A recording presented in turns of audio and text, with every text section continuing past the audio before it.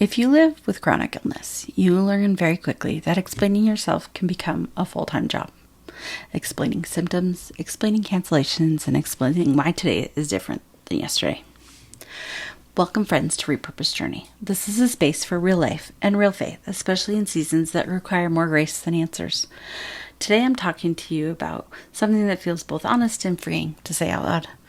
Things I've stopped explaining to people, not because I don't care, and not because I'm bitter, but because some explanations come at a cost, and lately I'm learning to spend my energy wisely. See, at first you try, you really do. You want people to understand, you want to be clear, you want to help them see what life feels like inside your body. But over time, you start to notice something. Some people listen to understand, and some people listen only to respond. And when the same questions come again and again, without any real curiosity or change, it becomes exhausting. There are people who continue to ask, "How are you doing?" But they do not really hear the answer. They want an update that makes sense to them. They want progress they can measure. They want reassurance that this is temporary. So you explain again and again, and probably again, until one day you realize you are tired. Not tired of people, not tired of people saying, "Hey, how you doing?" but tired of repeating yourself, tired of translating your reality into something more comfortable for others. So why have I stopped explaining? I've stopped explaining my symptoms in detail. Not because they are not real, but because I don't owe anyone a medical presentation. I have stopped explaining why something that felt possible last week feels impossible today. Chronic illness does not follow a straight line, and I no longer try to make it sound predictable, just to ease someone else's confusion. I have stopped explaining why rest is necessary. Rest is not a preference, it is part of care. And I have stopped explaining my limits as if they are negotiable. They are not. So there's a difference I see between curiosity and control. And I'm learning to tell the difference between people who are genuinely curious and people who want to control or certainty.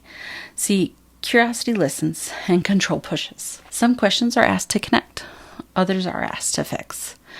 And I'm learning that I do not have to answer every question to be kind. Boundaries are not unloving, and they are honest. Letting go of the need to be understood was one of the hardest things to release. The desire to be fully understood by everyone. Not everyone will get it, and that does not mean you are doing something wrong.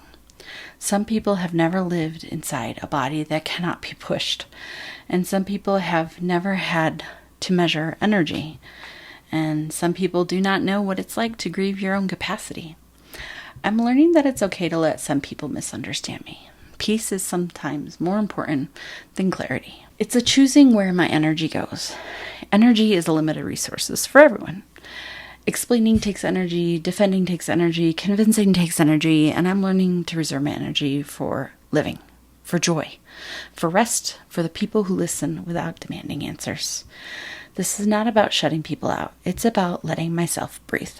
If you're listening and you're tired of explaining your body, your limits, or your choices, I want you to hear this. It's not rude for protecting your energy, and you're not cold for setting boundaries, and you're not failing at communication. You're responding to reality. You do not owe anyone access to every part of your life, and you do not need to justify your limits to deserve respect. I'm learning that it's okay to stop explaining some things, not because they no longer matter, but because I matter too. And if this resonates with you, let this be your permission to rest from explaining.